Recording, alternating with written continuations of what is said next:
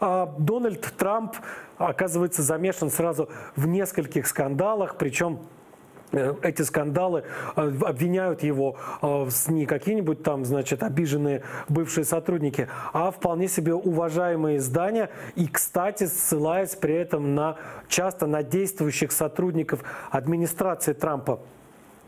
Самый свежий скандал, он образовался по итогам публикации в уже упомянутой мною газеты «Вашингтон-Пост».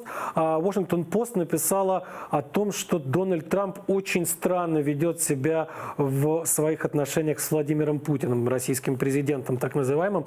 У него было несколько встреч и несколько телефонных разговоров. И вот, как выяснил «Вашингтон-Пост», совершенно никто в Белом доме, даже самые ближайшие соратники и сотрудники администрации президента Трампа не знают, не имеют представления о том, о чем же Трамп с Путиным говорил за закрытыми дверями. Как выяснилось, никаких протоколов этих встреч не велось. Трамп запретил записывать все то, что они обсуждали с Путиным.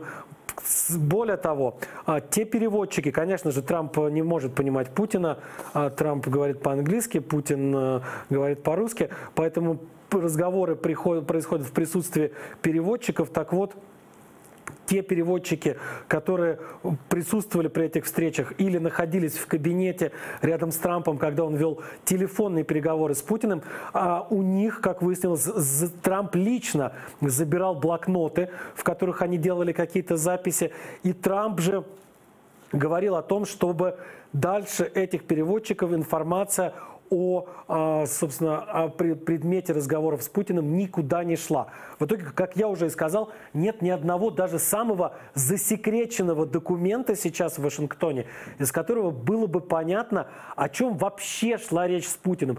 Они в общей сложности проговорили тет-а-тет, либо лично, либо по телефону, несколько часов.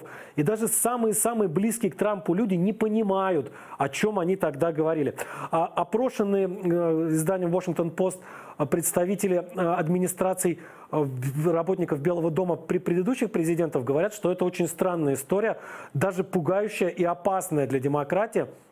Говорят, что ни один из предыдущих президентов так себя не вел. Никто, по крайней мере, от ближайшего окружения не скрывал подробностей переговоров с лидерами других государств, и уж по крайней мере какие-то особо секретные папки, какие-то особо секретные архивы, в которых содержались подробности этих разговоров, всегда были. Часто к ним имел доступ совсем ограниченный круг лиц, но тем не менее эти лица были, и другие люди тоже могли ознакомиться с содержанием разговоров. Но Трамп с Путиным вот так вот тет-а-тет, вась-вась, никого в свой кружок не пускают, даже у переводчиков забирают блокноты.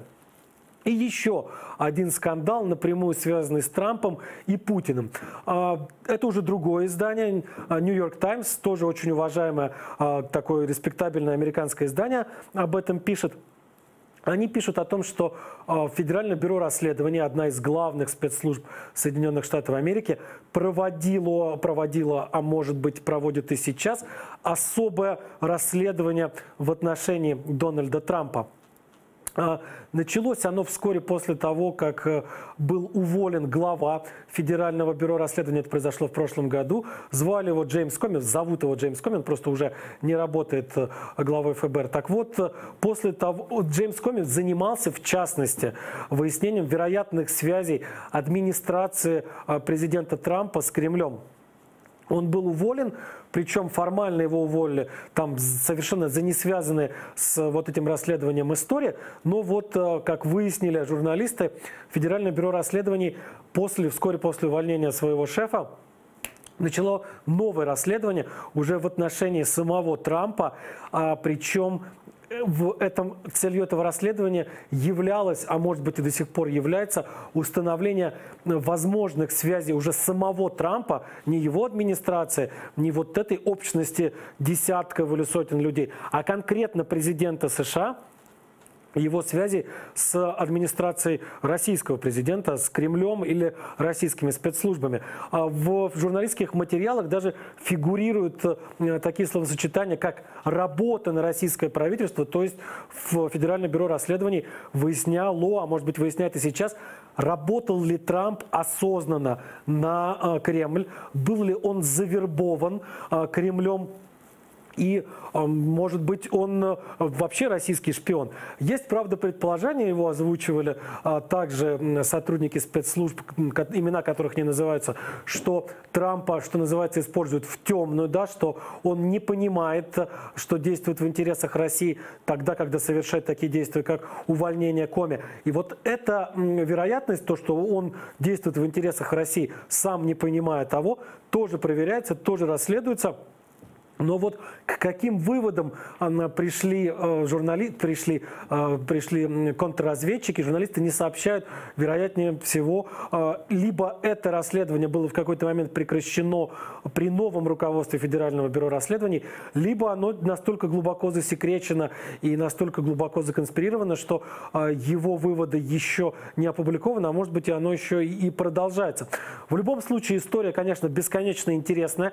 В любом случае, главное, американская спецслужба вслух, пускай и анонимно, признается в том, что у нее есть основания подозревать действующего главу Соединенных Штатов в работе на потенциального противника, на государство, которое обещает устами своих пропагандистов превратить Америку в ядерный пепел.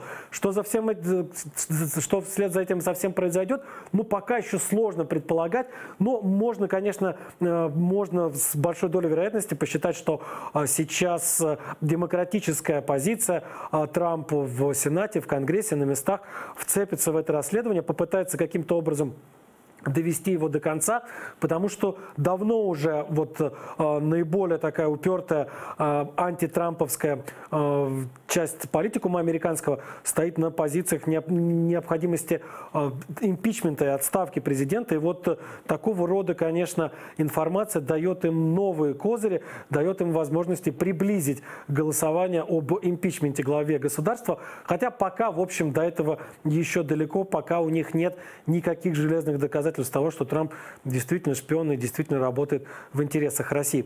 А мы к следующей теме переходим.